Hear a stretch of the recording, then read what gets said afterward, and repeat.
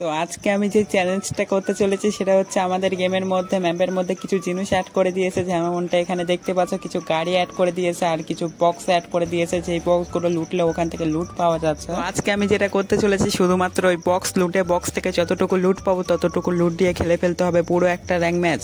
And ওই বক্সের মধ্যে কিন্তু বেশি লুটও থাকে না, তো তোমরা বুঝতে পারছো ভিডিওটা কতটা ডেঞ্জারাস পরিমাণে হতে চলেছে। গাইস এখানে এই চ্যালেঞ্জটা পূরণ করতে গিয়ে আমার অবস্থা পুরোপুরি খারাপ হয়ে গিয়েছিল গাইস।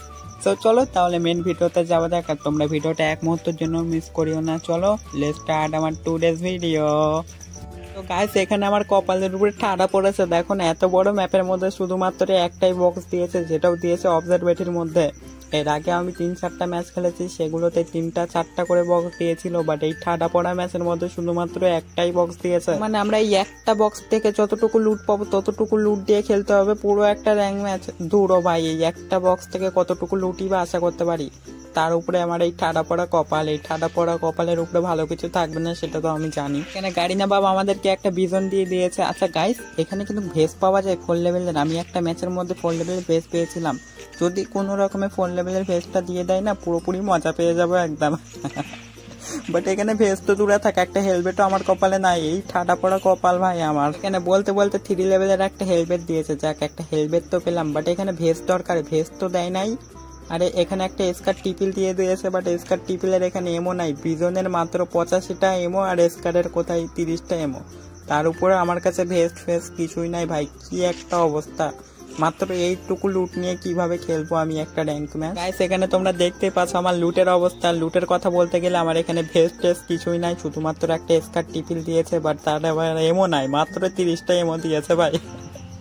মাত্র এইটুকু এমো, এইটুকু এ দিয়ে মেডিকিটও তেমন একটা নাই, 2টা সুপার মেডি আছে আর 2টা নর্মাল মেডি আছে। আর পিছনের এমোর কথা বলতে গেলে মাত্র 85টা এমো, আর এখানে এত পরিমাণে এনিমি মারতেছে ভাই চারিদিক দিয়ে, মেডিকিটও সেই পরিমাণে খরচ হইতেছে।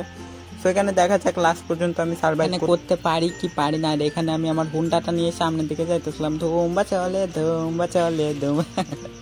দেন এখানে যখনই আমি উপরের দিকে যাইতেছিলাম দেখি এখানে 2 চান্দু সেই লেভেলের ফাইট করতেছে। ভাই এখানে কি আমি একটা কিল নিতে পারবো? এখানে মনে হয় ওই চান্দুদের ভিতরে ফাইট শেষ হয়ে গেছে। এখানে এক চান্দুকে তো দেখলাম ভাই, এখানে কোনো রকমে যদি একটা হেড বসাইতে পারি তো এখানে একটা হেড মারলাম, বাট এই চান্দু দেখি তো গাড়ি নিয়ে আমার দিকে খারাপে এখানে ছক্কা মেরে দিয়েছে রে। এখানে আমাকে মেডিকিটটা করতে হবে প্রথমে। সেখানে কিন্তু আমাকে মাথায় রেখে খেলতে হবে, কারণ আমার কাছে এখানে কোনো প্রকারের ভেস নেই, বাট আমার কাছে এখানে হুমার ক্যারেক্টারটা ছিল।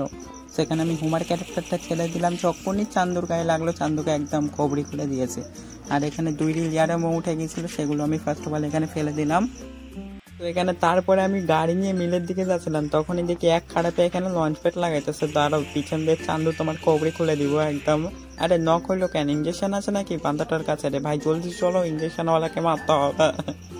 তখন কি খারাপে উঠেও গেছে রে ভাই, এখানে কোনো রকমে মারতে হবে, এমনিতে আমার পিছনের এমও নাই, দেখো না এখানে কত কিছু উঠে গেছে, সেগুলো এখানে প্রথমে ফার্স্ট অফ অল ফেলে দিতে হবে। তো এখানে এই সাথে সাথে আমার 2টা কিল পার হয়ে গেছে। আর গাইস এখানে দেখো জোন কতটা ছোট হয়ে গেছে, আর এখানে মাত্র 3টা এনিমি বেঁচে আছে আমাকে বাদ দিয়ে 2টা এনিমি।